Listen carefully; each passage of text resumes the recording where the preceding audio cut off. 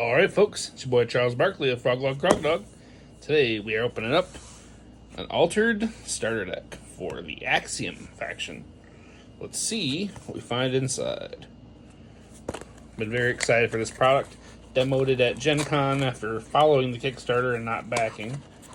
I didn't know if we'd actually see enough distribution locally to make it worth it, but my LGS will be carrying it, so I'm delighted and picked it up after having such a fun time playing it at Gen Con. So let's see what I find inside. Little sheet of tokens, our playmat, and our rule book, as you would do.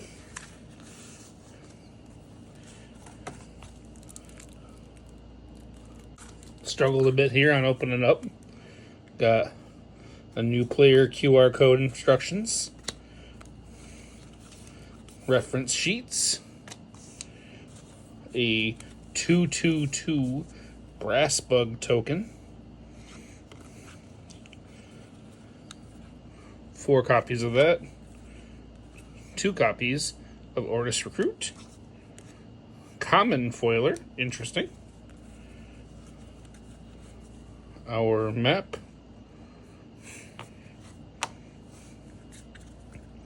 and then we start off with Keylon Burst. It's a 3-cost spell with fleeting that is choose one, send a reserve target character with a hand cost 4 or less, or discard permanent with a hand cost of 4 or less. 3 copies of that. Got 3 copies of Brass Bug Hub, a 3-cost permanent landmark that has I gain 3 Keylon counters, and at noon you may pay 1 and spend 1 of my Keylon counters to create a 2/2/2 Brass Bug Robot and target expedition.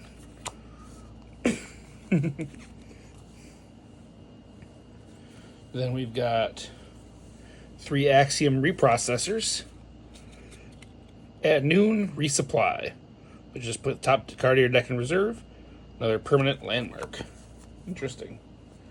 Then we've got 2 copies of Brass Bug Hive.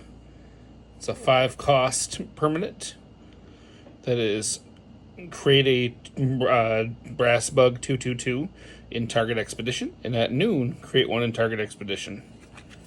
Very good value there. 3 copies of the Keylon Elemental. It's a 2-cost character. That's a 1/3/3, and if played from hand, put a card from hand in reserve. Got 2 copies of Foundry Mechanic. It's a 1-cost, 0/1/1, and you can discard it from reserve to make the next permanent you play this turn cost 1 less. Then I've got 3 Axiom Salvagers, 1 from hand, 2 from reserve. It's a 1/1/1, and when played from reserve, you resupply. 2 copies of Gencon, Assembly Overseer. It's a 2-cost 3/2/0 character.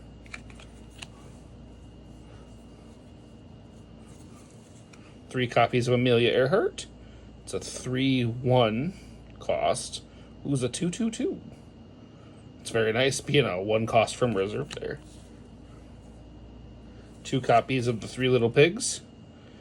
It's a 3-cost 3/3/3 with, if you control 2 or more landmarks, gain a boost. 2 copies of the Axiom Scrambler. It's a 4 or 3 cost 2/4/2, and if played from hand, you get to sabotage, which is discarding a card from reserve. We've got 3 copies of the Foundry Armorer. It's a 3-cost character. That's a 2/2/2, and when played from reserve, create a 2/2/2 Brass Bug. Then we've got a rare Brass Bug Hive. That's a 6-cost that when a robot joins your expedition, it gains a boost on top of the other abilities. Very nice. Then a unique rare colonic generator that is a 4 cost, 1 cost and tap to draw a card. That's super good. Then the Ouroboros Lyra Bastion.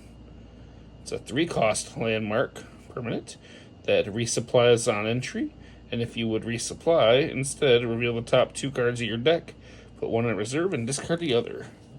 Very nice. 1 Foundry Mechanic, that's a 1/1/2 instead. The Frog Prince. It's a 2/2 3/0/3, and you can discard it from reserve to make the next permanent you play cost 1 less. A Gencon, that's a 2 cost 3/2/0 with activate the enter plays triggers of target permanent you control. Very nice. A 3 Little Pigs, that's a 3/3/3, and they gain 2 boosts instead of 1 if you have 2 permanents. And an Axiom Scrambler, that's a 3 cost 2/4/2 with Sabotage from hand. Alright, so that's the deck. It looks like they are heavily leaning into using your permanents to gain advantage. I think that's a very different playstyle from the other decks. I think it's very interesting. I think some ways to discount playing your permanents would be very exciting for it. But as of right now, you are playing for a mid to late game, it looks like, with that strategy, because you don't have a ton of early game potential there. Well, all in all, I think it's a very cool faction. Can't wait to see what they're doing on the full release. Very excited to play Altered at that point. Thank you very much. See you the next time.